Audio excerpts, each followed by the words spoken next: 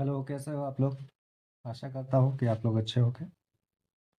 आज की वीडियो में हम लोग बात करेंगे हेल्थ प्रमेय, जिसको कि आप लोग आधारभूत अनुपातिक प्रमेय भी कहते हैं।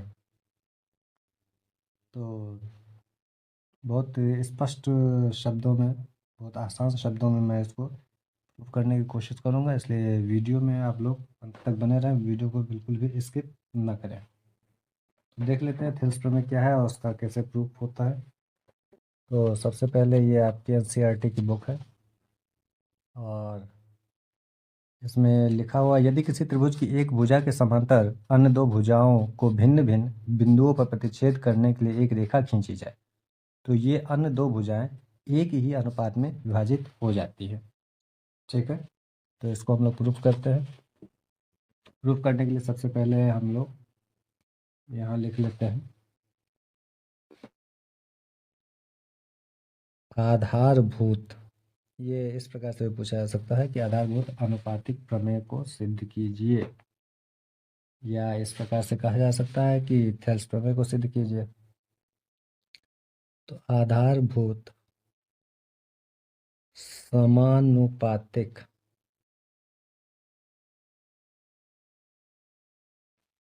प्रमेय,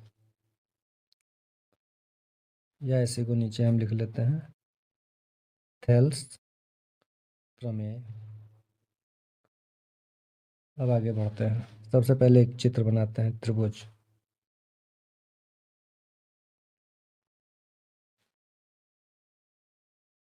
ये हमने एक त्रिभुज बना दिया है, इसका कुछ नाम रख लेते हैं ए बी सी। अब कह रहा है कि इसकी किसी एक भुजा के समांतर एक अन्य रेखा खींची जाए, तो हमने ये मान लिया कि एक अन्य रेखा ये खींच दी गई है, और ये अन्य रेखा जो खींच दी गई है तो ये इसको किसी न किसी बिंदु पर कट करेगी, तो इसको हम डी और ई मान लेते हैं, डी और ई मान लेते हैं।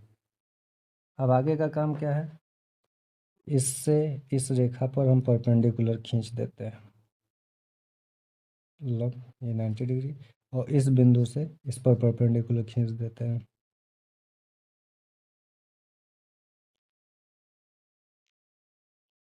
इस तरह से। ठीक है, बी से ई को और डी से सी को मिला देते हैं।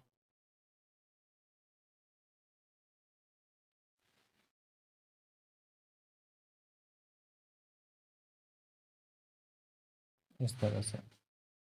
ठीक, अब विधिवत लिखना है, यदि मार्क्स चाहिए तो विधिवत लिखना ही पड़ेगा। तो सबसे पहले शुरू करते हैं। दिया है, क्या दिया है, एक त्रिभुज ए बी सी, एक त्रिभुज ए बी सी आपको दिया है, जिसमें एक अन्य रेखा जो भुजा BC के समांतर है, तथा भुजा AB, ये भुजा AB और AC को क्रमशः D और E पर प्रतिच्छेद करती है। क्रमशः D और E बिंदुओं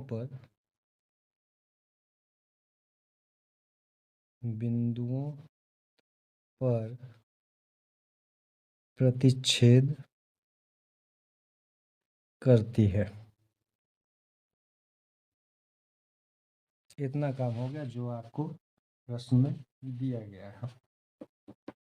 अब सिद्ध क्या करना है, तो यहाँ हेडिंग डालेंगे, सिद्ध करना है। क्या सिद्ध करना है, सिद्ध करना है कि AD बटे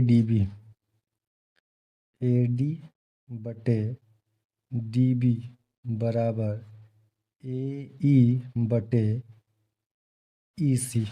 ये हमको सिद्ध करना है। ठीक है, हमको केवल एक त्रिभुज दिया गया था, बाकी ये सारे आपने कंस्ट्रक्शन किया है, तो कंस्ट्रक्शन के भी टर्म लिख देते हैं। तो रचना, ठीक है, बिंदु D से AC पर लंब, बिंदु D से AC पर लंब, ये भी कोई ना कोई एक बिंदु हो जाएगा, इसको M मान लेते हैं, इसको N मान लेते हैं। लंब DM तथा बिंदु E से AB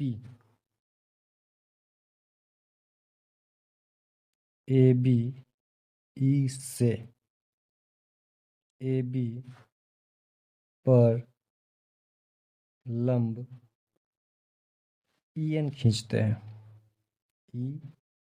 EN खींचते हैं। ये काम हो गया। अब इसको भी तो हमने मिलाया है रचना के तहत ही, तो ये भी लिख देंगे।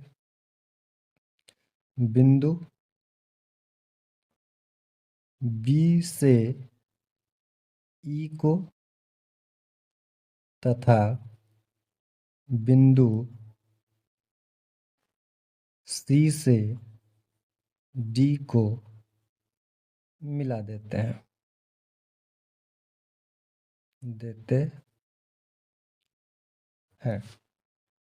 इतना काम हो गया।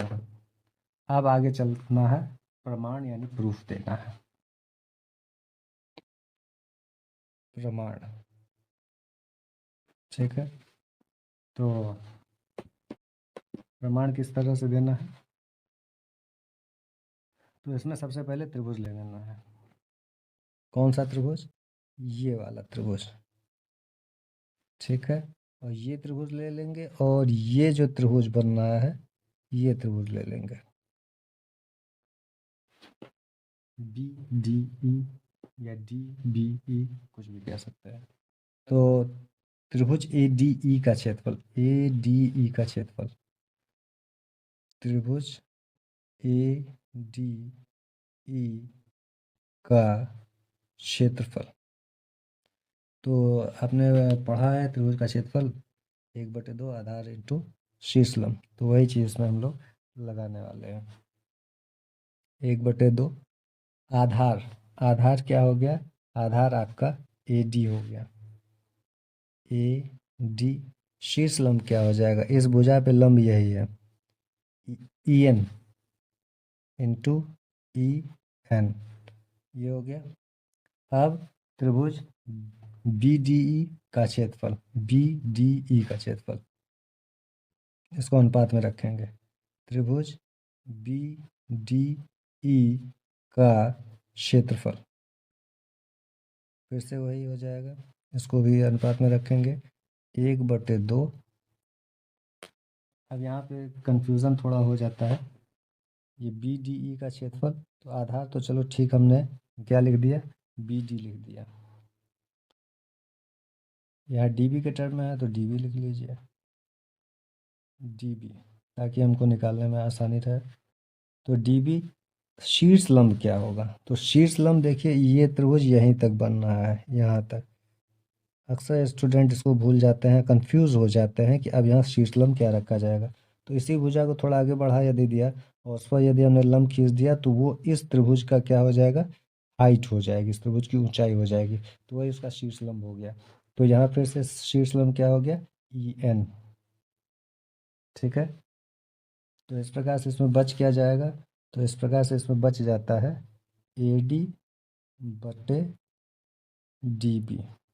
1/2 कैंसिल हो गया, EN से EN कैंसिल हो गया, तो बच गया AD/DB। ये हो गया इक्वेशन फर्स्ट, ठीक है। अब आगे चलते हैं, अब इस त्रिभुज की बात करेंगे और फिर से ADE की बात करेंगे।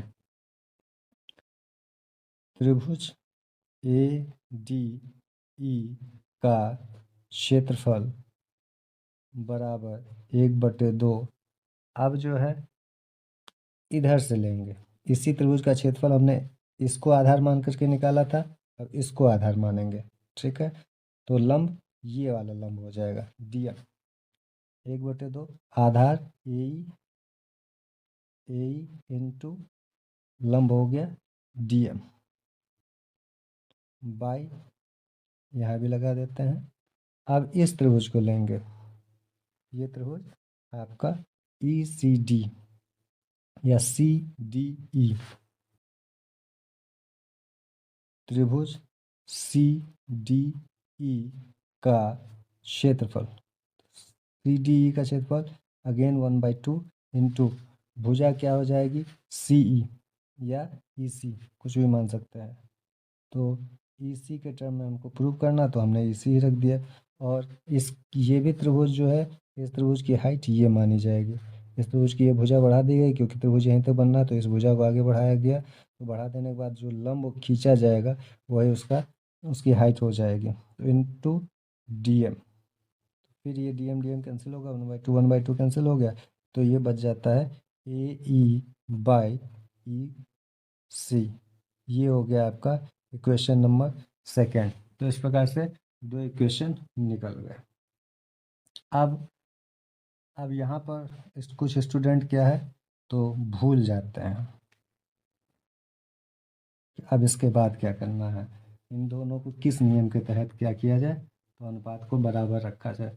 तो नियम क्या है इनको रखने बराबर रखने का, तो ये और ये समांतर रेखा है, और इन दो समांतर रेखाओं के बीच में बना हुआ ये दो त्रिभुज है। तो इन दोनों त्रिभुज का क्षेत्रफल क्या हो जाएगा, आपस में बराबर हो जाएगा। तो इसी नियम के तहत हम लिखेंगे, चूंकि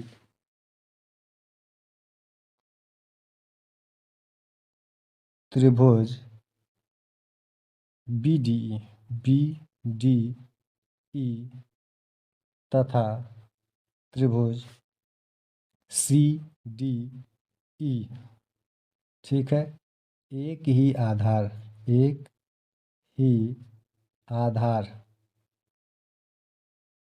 किस पर, डीई पर, इसी आधार पर बने हुए हैं। एक ही आधार डी तथा समान समांतर रेखाओं,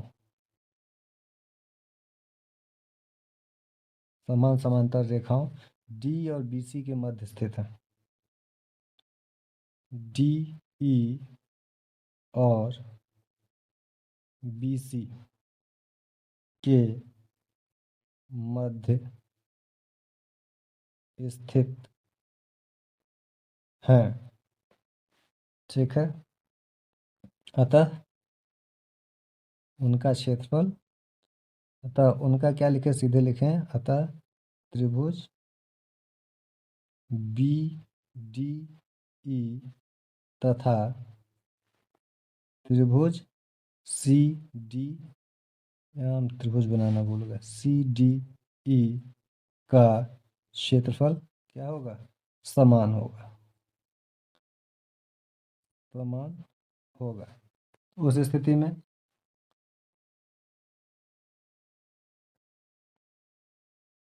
त्रिभुज ए डी, ये त्रिभुज बी डी, त्रिभुज बी डी ई का क्षेत्रफल बराबर त्रिभुज सी डी ई का क्षेत्रफल, ये दो चीज़ें बराबर हो गई। तो बी डी और सी डी का क्षेत्रफल बराबर हो गया, और ए डी और ए डी ये दोनों आपस में ऑलरेडी से बराबर हैं, तो ये दोनों अनुपात क्या हो जाएंगे, आपस में बराबर हो जाएंगे। तब इस प्रकार समीकरण एक तथा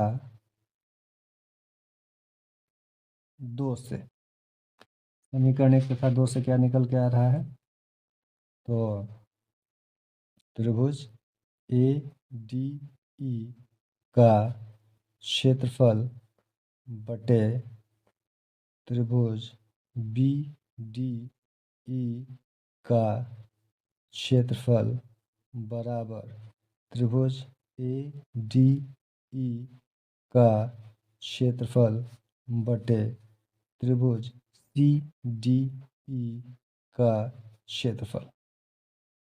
ठीक है, तो अब इनके अनुपात भी आपस में बराबर हो जाएंगे। A D by D B बराबर ए ई बटे ई सी। यही आपको प्रूव करना था, A D by D B बराबर ए ई बटे ई सी। ठीक है, अब यहाँ पर आप लिख सकते हैं सिद्ध हुआ या प्रमाणित हुआ, सिद्ध हुआ।